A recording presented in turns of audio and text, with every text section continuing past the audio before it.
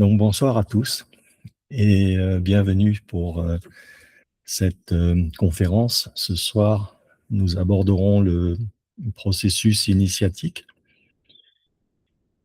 et on ira en fait de la kénose à la parole retrouvée et on parlera du discernement spirit, de la dynamique de l'invisible et la prométrie. Et on verra également quelle est la plus grande des initiatrices. Est-ce que quelqu'un voudrait bien faire la prière d'ouverture, s'il vous plaît?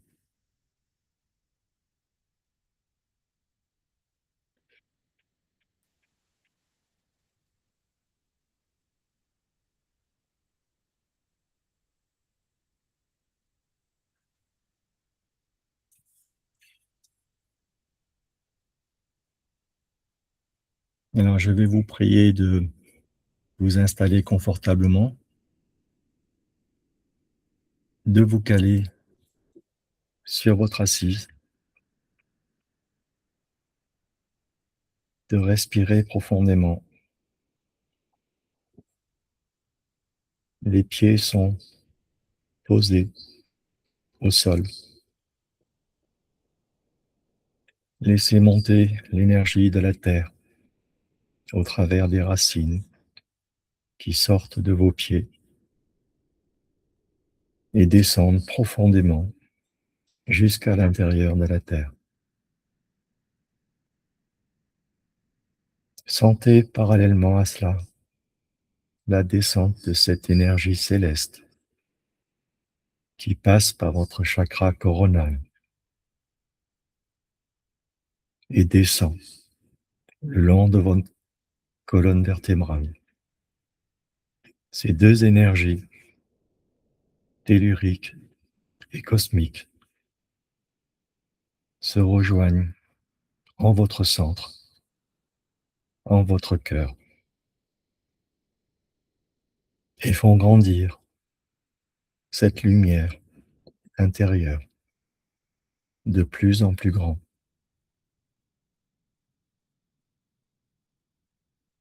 Cette lumière grandit au-delà de votre corps, au-delà de votre maison, où vous ancrez dans l'ici et le maintenant. Être bienveillant qui nous accompagne depuis toujours. Nous vous appelons encore aujourd'hui, avec humilité et gratitude. Entourez-nous de votre présence, douce et protectrice. Élevez nos cœurs, nos âmes et nos esprits, afin que nos fréquences vibrent en harmonie avec la lumière universelle. Que cette formation que nous commençons devienne pour chacun de nous un chemin d'éveil, un espace de transformation intérieure, où chaque mot, chaque enseignement, chaque silence résonne profondément en nous et nourrit notre croissance. Aidez-nous à accueillir la sagesse avec ouverture, à purifier nos intentions, à rayonner la clarté, la bienveillance, la paix et l'amour dans chacune de nos actions au quotidien. Guide bien-aimé, restez à nos côtés, éclairez nos pas, et que notre ascension vibratoire contribue non seulement à notre bien-être, mais aussi à celui de tous les êtres vivants. Qu'il en soit ainsi, dans la lumière, l'unité et l'amour. Amen. Ça fait un moment que nous parlons de l'initiation, et vous savez que ce processus initiatique ne relève ni de la simple spéculation intellectuelle, ni de la croyance, mais bel et bien d'un processus vécu, exigeant et structurant. Ce chemin ne concerne pas uniquement les traditions ésotériques ou spirituelles formelles, Il touche à la structure même de la conscience humaine. Et toute transformation véritable repose sur une loi simple mais radicale. On ne devient pas autre sans mourir à ce que l'on croit être. Et ce que nous allons explorer, c'est précisément cette dynamique. Comment l'être humain passe de l'illusion à la lucidité, de la connaissance théorique à l'incarnation de cet enseignement, de la fragmentation à l'unité, et enfin, de la parole perdue à la parole retrouvée. Et nous allons aborder également la question de la survivance, de la conscience, de la problématique de la réincarnation.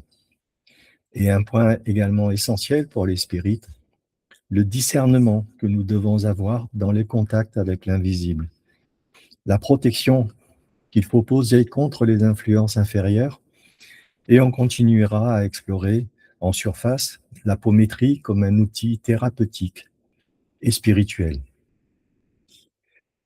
Tout processus initiatique repose sur une structure universelle, le chemin de l'ignorance à l'être. Et ce modèle n'est pas simplement pédagogique, il est ontologique. Et il décrit la transformation de l'être en 8 étapes successives. Premièrement, l'incompétence inconsciente, c'est le sommeil initial. En 2, on verra la prise de conscience, la kénose. En 3, l'incompétence consciente, l'entrée sur le chemin. Puis l'apprentissage, qui va être l'étude et la discipline. Puis la compétence consciente, qui sera, et là, il faudra se méfier du piège du savoir. En 6, ce sera la praxis, c'est-à-dire le feu de la transformation. En 7, la compétence inconsciente, autrement dit le savoir-être. Et enfin, ce que les alchimistes vont appeler le grand œuvre, la métanoïa. Et certains initiés vous parleront de paroles retrouvées.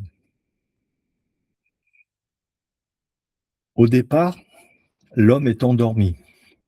Il croit savoir, il croit être, il croit comprendre. Mais en réalité, il est conditionné, identifié à ses croyances et enfermé dans des automatismes psychiques. Et en alchimie, ça correspondra à l'état de la materia prima, autrement dit la matière première. Le danger majeur ici n'est pas l'ignorance, mais ce serait l'ignorance de sa propre ignorance. Et c'est cela qui bloque toute évolution.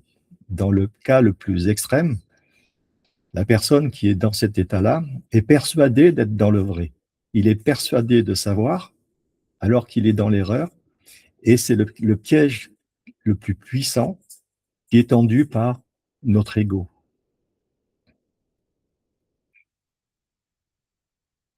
La deuxième étape, ça va être la kénose. Et là, on aura en fait, donc ça correspondra à la prise de conscience ou à la brisure nécessaire, si on veut reprendre un jargon kabbalistique. Vient alors une étape décisive, et Carl Gustav Jung l'appelait la kénose. Et la kénose, ce n'est pas une faiblesse, c'est un acte volontaire. C'est accepter de ne plus savoir, c'est abandonner ses certitudes.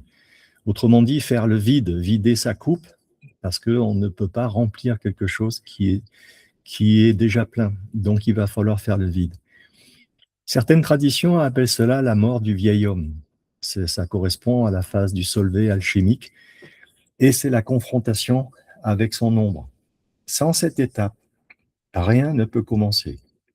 On ne remplit pas un vase déjà plein, et la kénose est donc un effondrement, mais aussi une ouverture.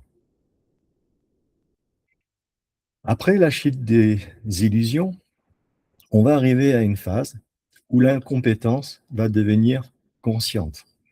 Et là commence la naissance de ce que l'on va appeler un initié. Parce que je vous rappelle qu'être initié, ça n'est pas une cérémonie théâtrale, c'est un véritable état d'être. Et ce nouvel état d'être, c'est je ne sais pas, mais je sais que je dois apprendre.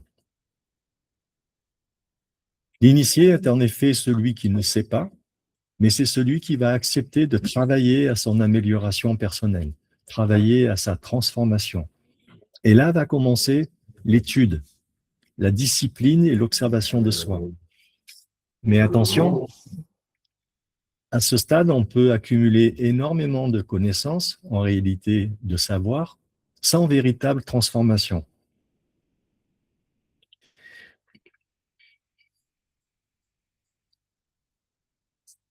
Et à ce stade, beaucoup s'arrêtent parce qu'ils savent, ils connaissent les symboles, ils connaissent les doctrines et ils connaissent les systèmes, mais ils ne sont pas pour autant transformés. Et une loi fondamentale va alors s'imposer, la connaissance non vécue reste stérile. C'est pourquoi il faut une action concrète, autrement dit, être des opératifs, pratiquer, parce que la pratique devient indispensable.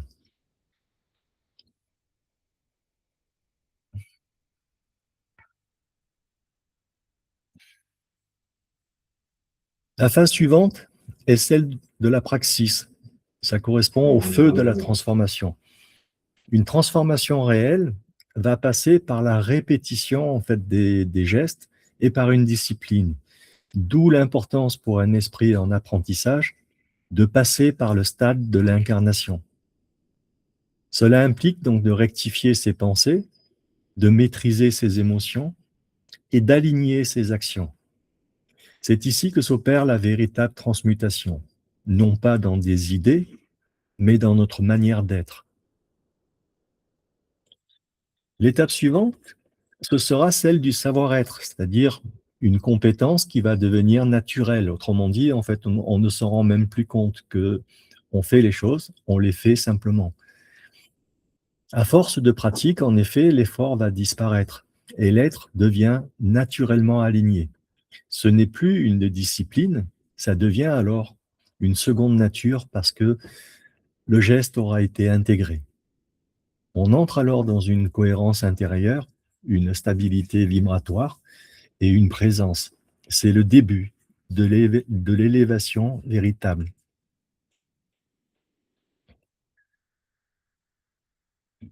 L'étape suivante, c'est celle du basculement de la conscience. C'est ce qu'on appelle la métanoïa. À ce stade survient un phénomène majeur. C'est un changement radical de perception. Le monde n'est plus vu de la même manière et le cœur devient le centre de la connaissance. On perçoit les symboles vivants, les résonances, et à ce stade-là, les plans subtils, l'invisible, commencent à s'ouvrir à notre perception. Ce n'est pas une hallucination, c'est une restructuration de notre conscience. Et le dernier stade, c'est celui de l'œuvre réalisée, l'œuvre parfaite, qu'on appelle aussi la parole retrouvée. Et nous arrivons au point culminant. La parole perdue n'est pas un simple mot, c'est un état d'être. C'est l'alignement parfait entre la pensée, la parole, l'action et l'être quand la parole est retrouvée. À ce moment-là, l'homme devient transparent au principe, il ne parle plus, il n'en a plus besoin. Il exprime par son attitude.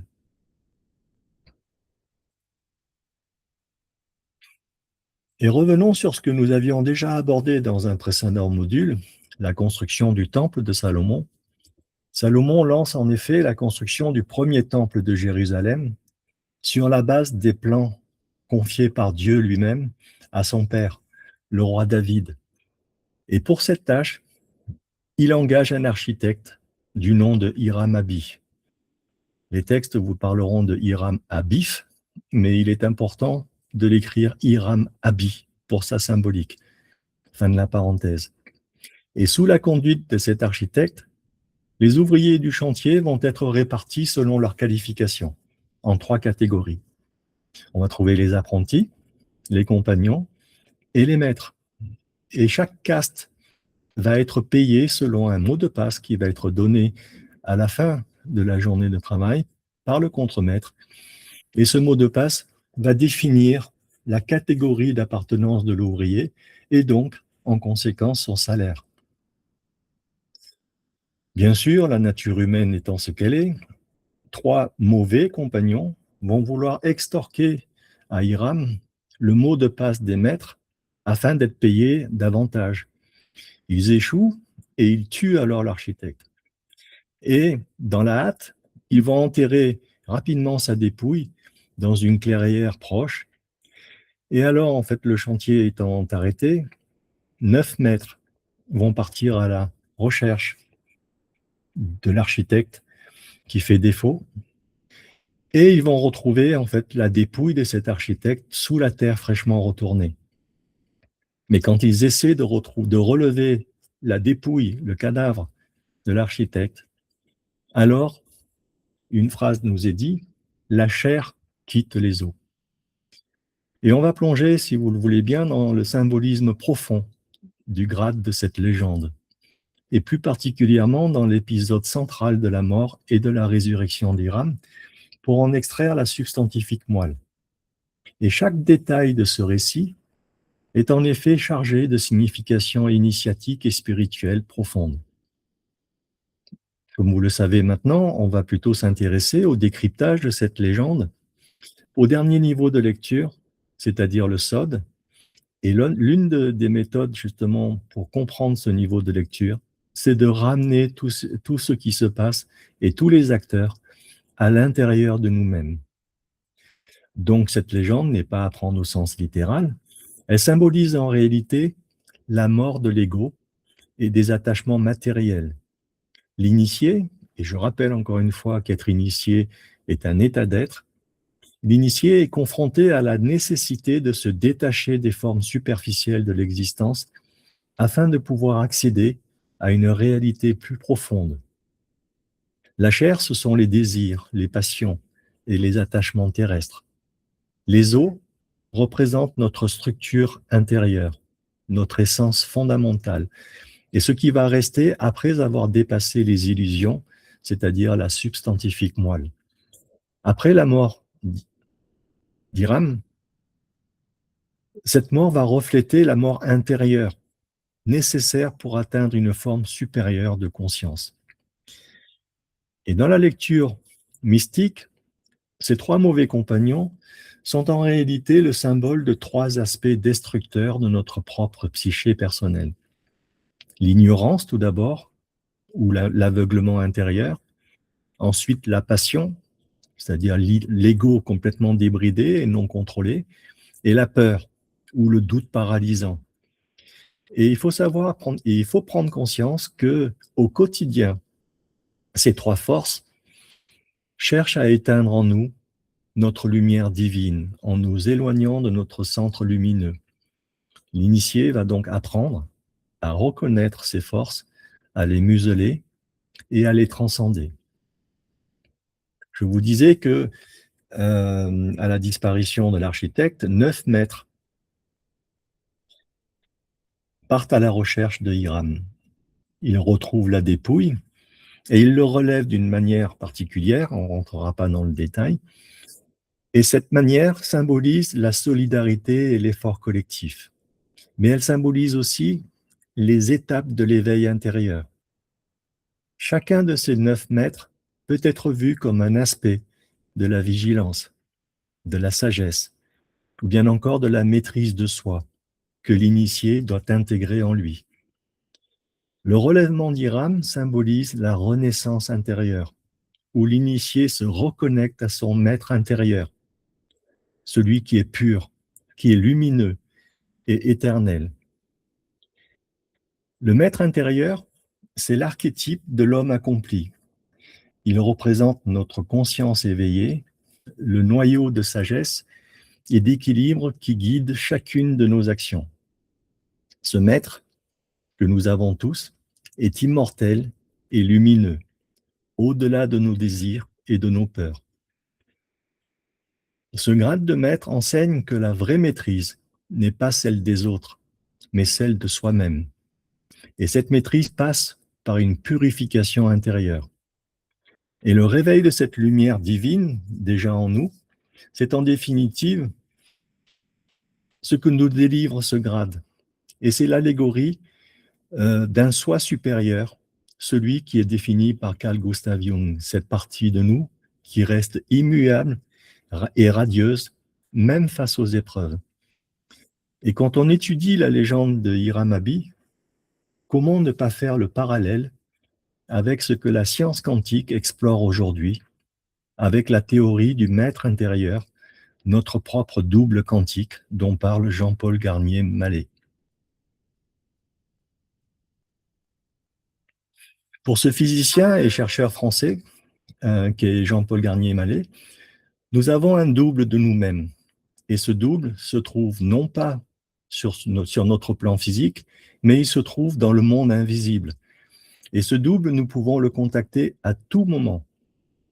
Ce double évolue dans un temps qui est différent du nôtre, et cela lui permet ainsi d'avoir accès aux différentes probabilités de futur qui peuvent s'offrir à nous, et ainsi nous aider dans notre cheminement. Et selon cette conception, chaque personne, chacun d'entre nous, a un double quantique évoluant dans une dimension temporelle différente. Un double qui va être connecté à ce qu'on pourrait appeler un temps potentiel. Ce double n'est pas seulement notre reflet, il a accès à tous les futurs possibles, donc à tous les chemins qui peuvent se dérouler selon nos choix. Ce guide, qui n'est autre qu'une version de nous-mêmes, peut ainsi influencer ou bien guider notre présent.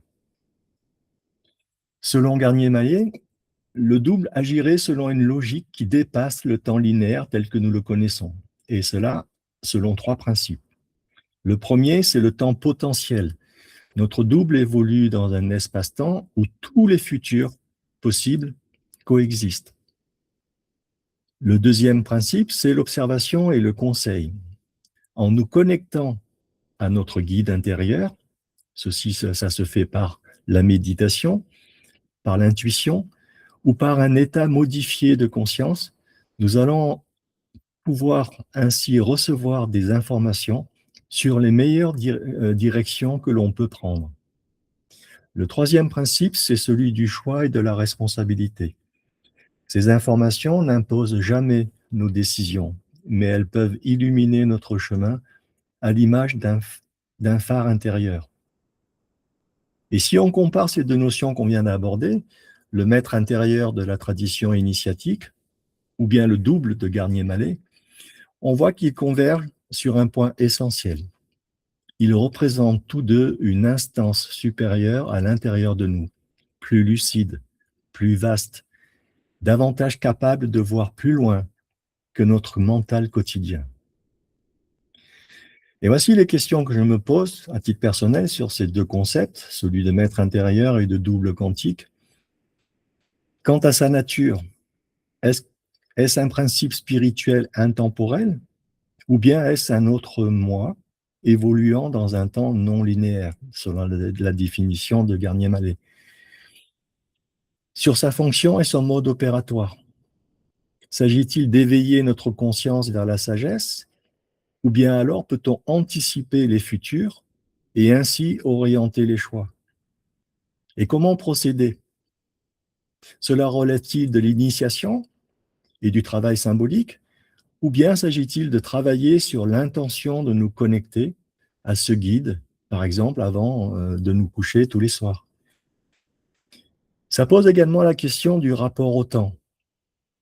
Parle-t-on d'une démarche hors du temps, c'est-à-dire l'éternité, ou bien s'agit-il de multitemporalité, c'est-à-dire de multiples futurs qui existent sous l'état de probabilité? Et pour ce qui s'agit des éléments de difficulté pouvant créer un obstacle majeur à notre évolution, doit-on se préoccuper de ces trois mauvais compagnons, c'est-à-dire l'ego, les passions, l'ignorance, ou bien alors doit-on travailler sur notre mental, sur notre stress et sur notre déconnexion intuitive? À l'énoncé de tout ceci, ce qui résonne en moi, c'est que cela relève des deux à la fois. Alors en synthèse, on pourrait dire que l'un est notre être, ce que nous sommes dans l'absolu, alors que l'autre est le guide, c'est-à-dire celui qui nous aide à devenir ce que nous pouvons être. En résumé, et toujours selon moi, le double, c'est une métaphore scientifique du maître intérieur. L'autre enseignement voilé de cette légende du relèvement du maître est que quelque chose en nous ne meurt jamais, en dépit des réalités de la vie matérielle symbolisée par ces trois mauvais compagnons, qui chaque jour tentent de nous détourner de notre chemin vers notre éveil.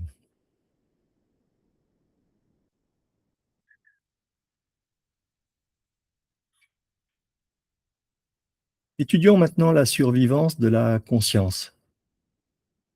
À la question « La conscience nous survit-elle » on a posé cette question déjà au cours de nombreux modules qui nous ont précédés, enfin qui ont précédé celui-ci. Si on répond oui à cette question, cela entraîne d'autres questions. Si notre être, ou bien notre périsprit, ou bien notre âme-esprit, appelez-le comme vous le voulez, si cela nous survit, une forme de conscience revient-elle sur Terre? Les données disponibles de nos jours suggèrent une chose. La conscience ne se réduit pas à notre cerveau, mais elles ne permettent pas de conclure de manière absolue à un modèle unique. Alors, gardons les deux hypothèses que nous avions déjà prises, que nous avions déjà explorées. Premièrement, la réincarnation, c'est la position bouddhiste et c'est la position spirite. On va avoir dans ces cas-là une progression par cycle d'incarnation et un apprentissage par la répétition. Ou bien, là ce sera la position spiritualiste, notre conscience va poursuivre son chemin après la mort dans l'invisible. On va donc poursuivre une évolution dans des plans non matériels et sans passer forcément par un retour à l'incarnation. La position la plus rigoureuse est donc de garder une ouverture d'esprit. Nous avons déjà abordé l'existence du monde invisible et je vous propose de prendre cela pour acquis le temps de la suite du propos ou de revoir tous les autres modules où on en avait déjà parlé. Alors intéressons-nous de plus près à cet invisible. Avant tout, je voudrais vous rappeler une chose importante, c'est que je suis un simple pèlerin qui veut cheminer vers la lumière. Et toute ma vie durant, je n'ai pas cherché l'invisible, mais c'est lui qui m'a trouvé, très tôt. Alors donc, est-ce qu'il faut rejeter l'invisible? Ma position personnelle est non. Je vous laisse, comme chaque fois, faire la thèse, l'antithèse, la synthèse et votre propre opinion par rapport à ce qui va résonner en vous. Et l'invisible n'est pas homogène. Il existe des plans élevés, mais il y a aussi des zones confuses, instables. Et certaines de ces zones, les spirites les appellent le bas astral, qui a plusieurs niveaux, tout comme il y a plusieurs niveaux vibratoires élevés. Beaucoup de traditions parlent en effet de 7 cieux. Quand on veut entrer en contact, je pense que le problème n'est pas l'invisible en lui-même, mais l'absence de discernement. Les critères de discernement, ce sont ceux qui vont vous permettre, par exemple, d'établir qu'un contact est fiable. Un contact fiable présentera toujours une cohérence morale, de la bienveillance, du respect, une liberté respectée de l'esprit connecté. Ensuite, une clarté cognitive. Il ne doit pas y avoir de contradiction, pas de confusion. Et enfin, de manière très pragmatique, on va mesurer les effets positifs pour la personne contactée. Une lucidité qui sera conservée, une autonomie qui sera préservée et une totale responsabilité. À l'inverse, il faudra se méfier si le contact est établi et qu'à ce moment-là, on ressent de la confusion, de la peur, de la flatterie, des injonctions, ou bien, à force d'être en contact avec cet esprit, on va ressentir une dépendance croissante. La vraie protection que l'on doit poser, elle est d'abord intérieure, elle n'est pas extérieure. Et cette protection, elle doit, à mon sens, couvrir 3 axes fondamentaux. Alors, je dis à mon sens parce qu'on survole, hein, donc ce passage, en fait, a une vocation d'information, pardon, Et pour tout ce qui est de la formation, il faudra en fait vous tourner plus vers Luciano. Donc 3 axes fondamentaux. Tout d'abord, la discipline personnelle, une maîtrise de soi, une cohérence et une éthique. Les spirites appellent ça une réforme intime. On y reviendra dans un prochain module. Il est indispensable également de s'ancrer et de se recentrer. Et on le fait par la méditation, par la prière, par le silence intérieur. Et enfin, il faut du discernement. Analyser, vérifier en croisant les messages. Et cela, c'est possible, par exemple, quand on travaille en groupe, et prendre du recul. Plus le médium est aligné, et moins il sera influençable. Alors revenons un peu en détail par rapport au dernier module sur ce qu'est l'apométrie. C'est une technique thérapeutique spirituelle d'origine brésilienne qui a été développée, on l'a vu lors du dernier module, par le docteur José Lacerda de Azevedo, dans le cadre du spiritisme scientifique. J'ai recherché l'origine de son nom et ça vient du grec apo, qui signifie loin de, et métron, qui signifie mesure. Ça signifie littéralement mettre à distance. Et cette apométrie, elle vise à libérer une personne incarnée d'éventuels liens énergétiques, émotionnels ou bien spirituels qui pourraient entraver son évolution actuelle. Et contrairement à des rituels d'exorcisme ou à des pratiques purement symboliques, l'apométrie est conduite dans un cadre très précis, avec des opérateurs formés, dans un état modifié de conscience. Et elle repose sur le principe que certaines personnes, certaines souffrances humaines, comme la dépression, des blocages répétitifs, des phobies inexplicables, des troubles identitaires, peuvent parfois avoir une origine invisible, sous la forme d'esprits obsesseurs, de fragments de conscience ou de liens karmiques non encore résolus. L'apométrie s'appuie directement sur les grands principes du spiritisme qui ont été codifiés par Allan Kardec. Et notamment, on peut citer la pluralité des existences. Donc la conscience traverse par la réincarnation plusieurs vies et peut garder des blessures ou des attachements entre ces vies multiples. La deuxième que j'ai choisie, c'est la loi de cause à effet. Certains liens invisibles pourraient être la conséquence de relations non résolues dans des existences antérieures. Et la possibilité d'action des esprits sur les souffrants, on peut constater, on peut dire que des consciences désincarnées peuvent exercer une influence sur l'incarné, parfois à son insu. Et le discernement spirit, abordé dans la partie précédente, est mis en pratique opérative. Il ne s'agit plus de théorie, mais d'une intervention active dans les différents champs de l'invisible. Rupert Sheldrake, en fait, a parlé de champs morphiques. Ce ne sont pas les seuls, mais en tout cas, c'est un élément de compréhension sur le terrain scientifique. Le propos qui va suivre, et je le rappelle, garde une vocation d'information généraliste et non pas de formation. J'insiste là-dessus parce que je ne suis pas Luciano et je pense que ceux qui sont intéressés par un approfondissement de l'apométrie devraient en fait donc contacter Luciano pour une éventuelle formation. Et une séance d'apométrie, ce que je peux en dire aujourd'hui, c'est que ça se déroule généralement en plusieurs étapes. Tout d'abord, l'induction. Les médiums opérateurs vont entrer dans un état modifié de conscience, souvent par la prière, la respiration consciente, l'ancrage et l'ouverture de leur fréquence. Ensuite, un diagnostic invisible, une identification de la nature du lien ou bien de l'entité présente. S'agit-il d'un esprit obsesseur, un fragment du moi, une attache émotionnelle, un reste d'une vie antérieure? Puis, il y a la phase de dialogue. On ne procède jamais de manière mécanique. Et conformément aux critères vus précédemment, il est important d'avoir une cohérence morale, une clarté cognitive et des effets positifs. L'opérateur va évaluer la nature du contact. Puis vient en fait l'étape de la libération ou du relèvement.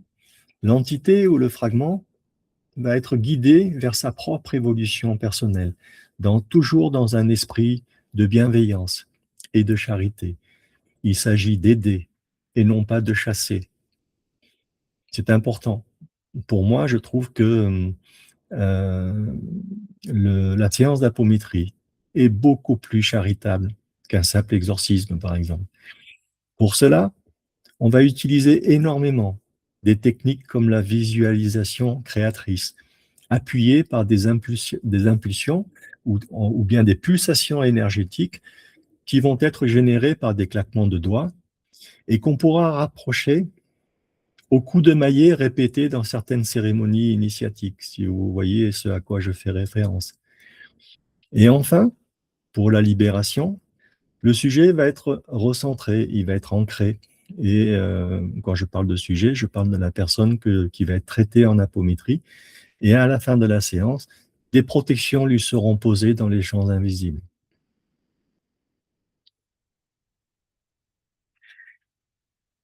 Et vous l'aurez probablement compris à ce stade de nos échanges bimensuels, l'apométrie ne me semble absolument pas étrangère au processus initiatique.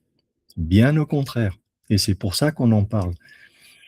Pour moi, l'apométrie est la phase opérative et thérapeutique de l'initiation. En effet, la kénose trouve son écho dans le lâcher-prise requis du sujet, qui accepte que des forces invisibles aient pu l'influencer sans qu'il en soit conscient. Le discernement est la colonne vertébrale de toute séance apométrique. Sans lui, on risque de renforcer l'obsession au lieu de la dissoudre. La fréquence de l'être, principe selon lequel on attire ce que l'on est, explique partiellement pourquoi certains individus sont plus exposés que d'autres aux influences inférieures. Et sur le plan symbolique, la résurrection d'Hiram trouve sa transposition concrète dans le relèvement de l'esprit libéré, celui qui sera alors guidé vers la lumière, plutôt que laissé dans l'errance ou dans le bas astral. Là où l'initiation transforme le vivant par l'intérieur, l'apométrie, selon moi, intervient sur le champ relationnel entre les plans invisibles extérieurs, en aidant à dénouer ce qui, depuis l'invisible, ralentit ou bloque la progression de l'âme. Et l'apométrie, comme tout outil puissant, va exiger une pratique rigoureuse, un travail permanent sur l'amélioration de notre éthique. Quelques points de vigilance vont s'imposer. Le tout premier, c'est très important, elle ne remplace en aucun cas un suivi psychologique, psychiatrique ou bien médical, parce que certains états relèvent de la santé mentale au sens clinique et non d'une intervention spirituelle. Donc l'ego de l'opérateur peut être un danger réel. Croire que l'on chasse des entités par sa propre autorité, c'est une forme d'inflation égotique contraire à l'esprit même de l'apométrie. Donc cultiver l'humilité est fondamental. Le troisième, c'est le consentement de la personne traitée. C'est fondamental et indispensable. Aucune intervention ne sera valide sans une demande libre, consciente et explicite. Et enfin, la charité et non la peur doit guider l'ensemble du processus. Un opérateur qui travaillera dans la crainte va attirer à lui ce qu'il redoute. Le véritable chemin initiatique n'est pas spectaculaire ni exotique. Il est rigoureux, intérieur et transformateur. Le but n'est pas de voir l'invisible, le but est de devenir apte à la vérité. Et ce chemin passe par la kénose, l'effondrement de nos certitudes. Il passe par la discipline, par un alignement progressif et finalement par la réunification intérieure. Le symbolisme de la mort d'Hiram l'enseigne depuis des siècles. La mort n'est pas une fin, c'est une porte. Le double cantique de Garnier-Mallet, le maître intérieur de la tradition, et la libération apométrique participent finalement d'un même mouvement, passer d'un moi fragmenté à un moi aligné, conscient et maître de lui-même. Et si l'initiation commence par la kénose, elle doit impérativement, de mon point de vue personnel, s'accomplir dans le service, dans la charité. Car l'homme qui a traversé l'épreuve ne garde pas la lumière pour lui. Il doit devenir, à son tour, un ouvrier de la lumière. L'initiation ne consiste pas à acquérir des pouvoirs, mais à devenir transparent à la lumière. La lumière est en toi, relève-la. Une partie de toi connaît déjà le chemin, écoute-le.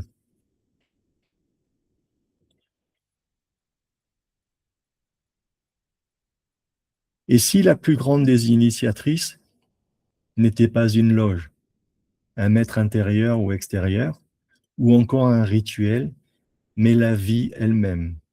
Et cette question n'est pas rhétorique, elle est le seuil d'une compréhension radicalement différente de ce que nous sommes, et de la raison pour laquelle nous sommes ici sur ce plan d'incarnation. Car qu'est-ce que la vie sinon un vaste système d'apprentissage? Chaque épreuve est une leçon. Chaque chute est un miroir tendu vers ce qui, en nous, n'est pas encore résolu. Chaque erreur n'est pas une faute à expier, mais une information, une leçon à intégrer. C'est précisément là la logique du processus initiatique que nous avons exploré ce soir. Et la vie en est l'expression la plus universelle, la plus démocratique et la plus implacable. Nul n'échappe à l'initiation par l'incarnation, à l'initiation par la vie. Qu'on soit riche ou pauvre, instruit ou illettré, croyant ou athée, chacun traverse ses kénoses, ses effondrements, ses morts symboliques. Chacun d'entre nous est un jour confronté à la perte, au rejet, à l'abandon, à la honte, à l'injustice, à la trahison, à l'échec ou au deuil. Et ces épreuves ne sont pas des accidents, elles sont des passages obligés sur le chemin de ce que nous avons à devenir. Si on accepte cette prémisse que le sens de la vie est bien d'apprendre de ses erreurs, de se relever de ses chutes et de progresser vers une version plus accomplie, plus lumineuse, plus consciente de nous-mêmes, alors une question s'impose avec une force presque logique. Une seule vie suffit-elle à cette grande vérité qui semble inaccessible? Une seule incarnation peut-elle contenir tous les apprentissages nécessaires? Peut-on vraiment, en l'espace d'une seule existence humaine, traverser l'ensemble des expériences requises pour atteindre cette transparence à la lumière dont nous parlons depuis le début de ces conférences? Pour la grande majorité des traditions initiatiques, des sagesses anciennes et du spiritisme lui-même, la réponse est non. C'est ici que la réincarnation cesse, selon moi, d'être une croyance exotique pour devenir une nécessité presque structurelle. L'expression de l'infinie miséricorde de la justice divine. Si l'âme est une conscience en évolution, si elle n'est pas un produit accidentel de la matière, mais une réalité ontologique ayant un but, une direction, une trajectoire, alors il est cohérent qu'elle ait besoin de revenir, encore et encore, jusqu'à ce que la leçon soit véritablement intégrée, non pas dans les idées, mais dans notre manière d'être, dans notre attitude, dans nos actes. Car c'est bien là le critère ultime du processus initiatique, non pas savoir, mais être. Or, l'être se construit lentement. Il se forge dans la répétition des erreurs et des épreuves. Il se forge dans la confrontation répétée à soi-même sous des formes et dans des contextes toujours renouvelés. Une vie nous donne un angle, plusieurs vies nous donnent la ronde complète. La réincarnation dans cette perspective n'est pas une punition ni une régression. Elle est une miséricorde. Elle est le signe que la conscience n'est pas condamnée à l'inachèvement. Elle est le signe que l'âme, qui n'a pas eu le temps, les conditions ou la force d'accomplir son chemin dans une existence donnée, pourra reprendre là où elle s'est arrêtée.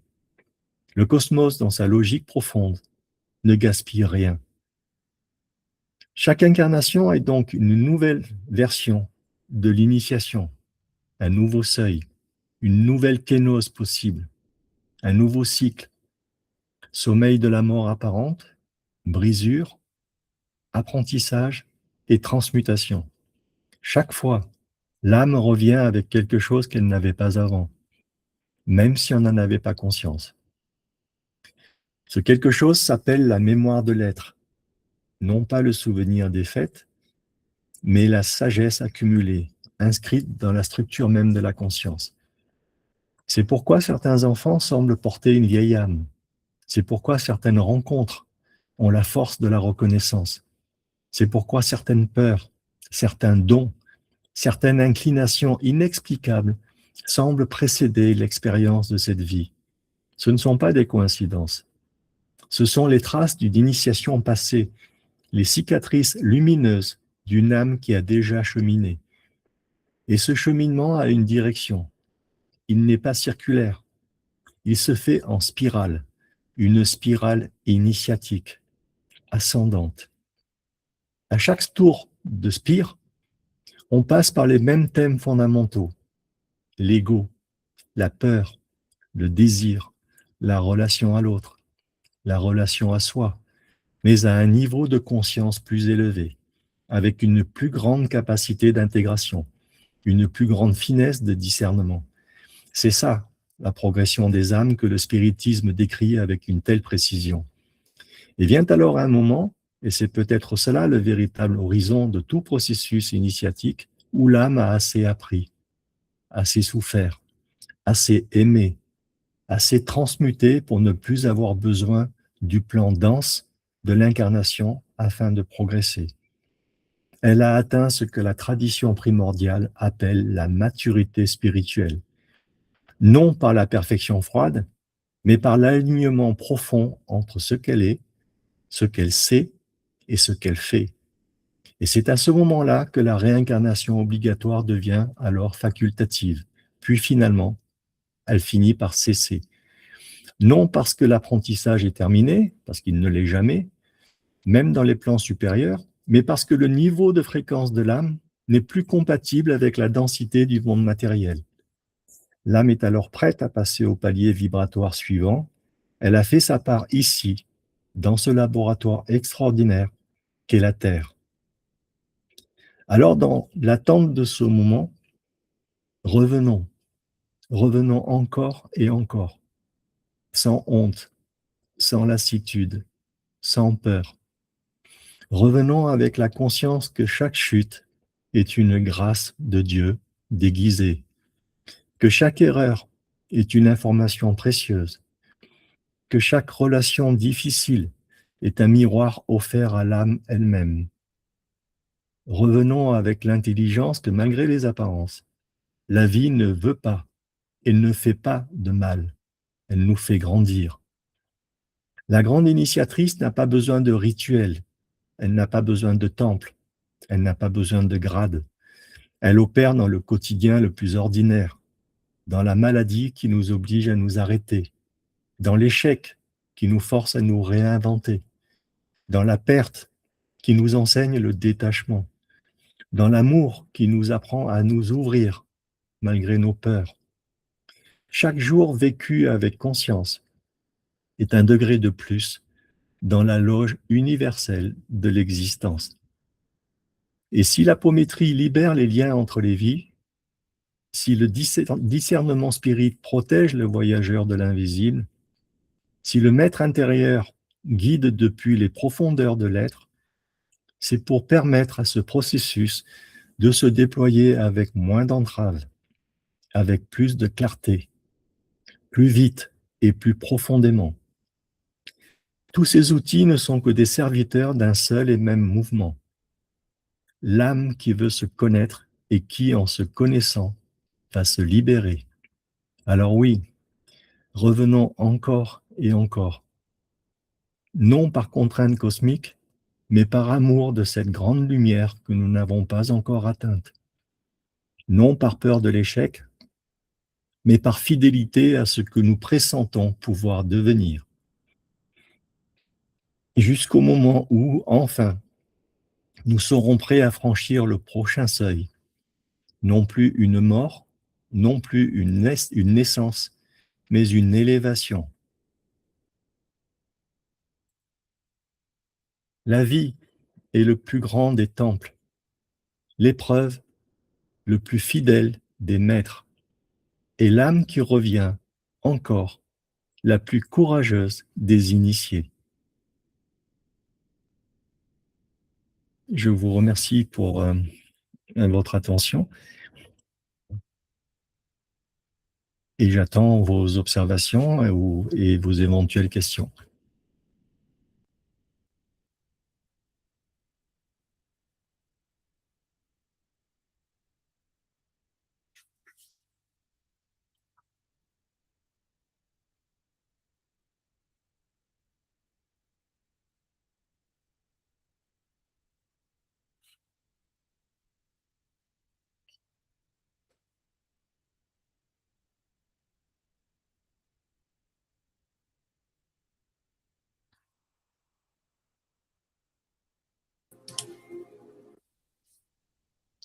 Oui, Janeila?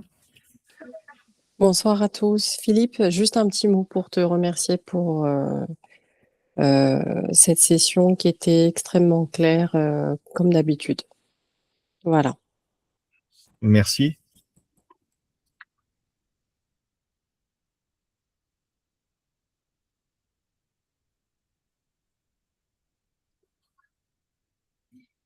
Personnellement, en fait, quand je vois le processus initiatique et son aboutissement dans la communication avec le monde invisible, je constate à quel point, en fait, donc l'apométrie devient une évidence. Ça n'est que mon avis personnel, et vous connaissez la musique désormais. Je vous invite à rechercher l'antithèse et à faire votre propre synthèse.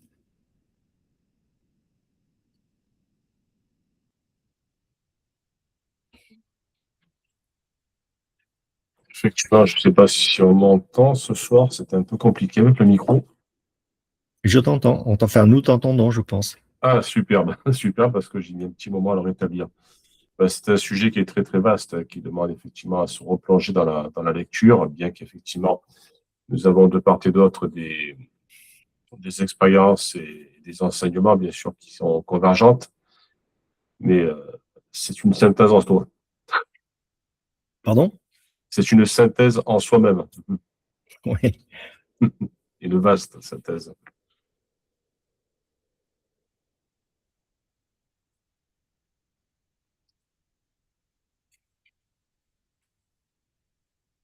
L'auditoire, bien que restreint ce soir, est très homogène, donc en fait, est très cohérent avec le contenu de ce soir. Mm-hmm. Je fais partie des points communs entre ces deux choses que sont les processus initiatiques et puis le spiritisme et l'apométrie. Mais justement, en fait, donc j'aimerais bien avoir vos commentaires en fait sur l'une ou sur l'autre, ou vos impressions.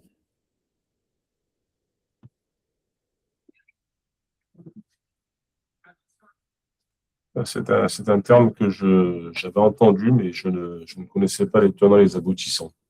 Tu parlais de quoi? D'apométrie? Tout à fait. C'est le but, hein.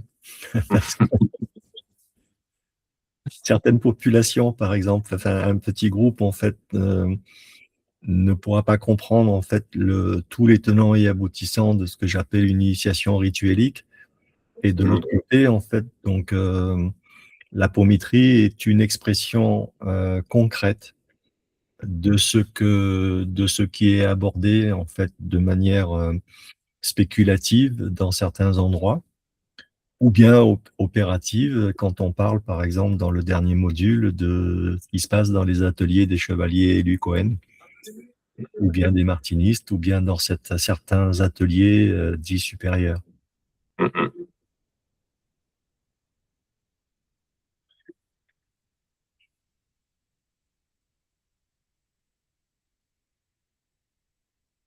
Bien, mais écoutez, si vous n'avez pas de questions ou d'autres commentaires, je vous propose de faire la prière de clôture. Et après, en fait, quand j'aurai éteint la caméra, si vous vient des questions ou des commentaires, ce sera encore possible. Donc, je vous propose de reprendre vos aises, de vous ancrer de nouveau, de sentir la montée de cette énergie tellurique, la descente de cette énergie cosmique.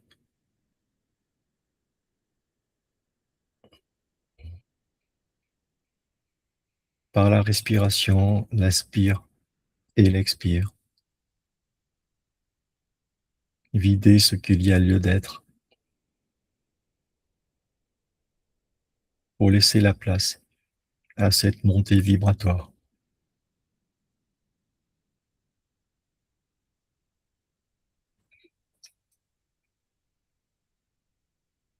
Mon Dieu, lumière qui précède toute parole,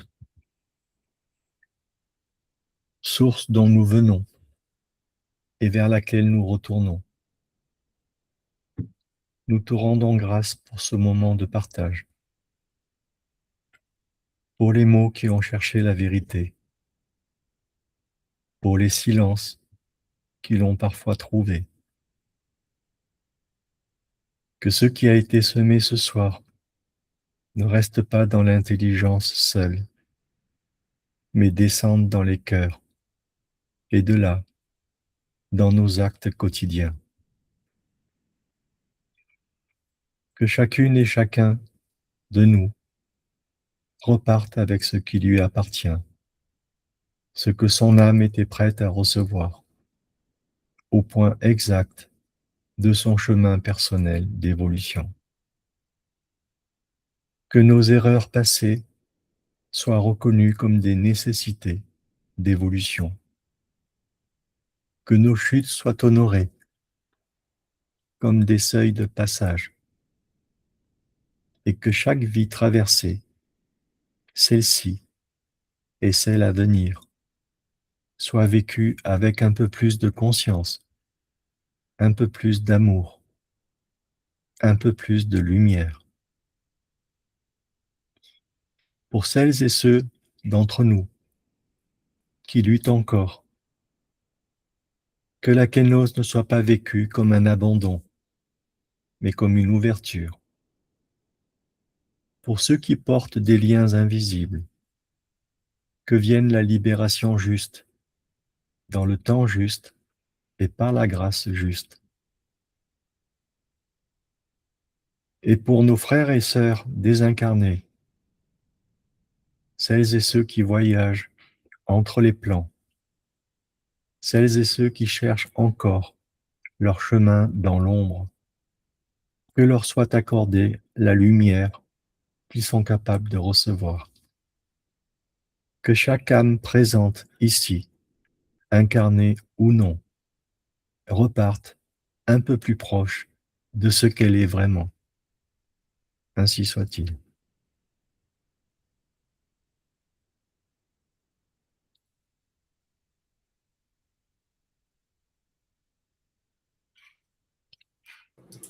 Voilà, je coupe l'enregistrement.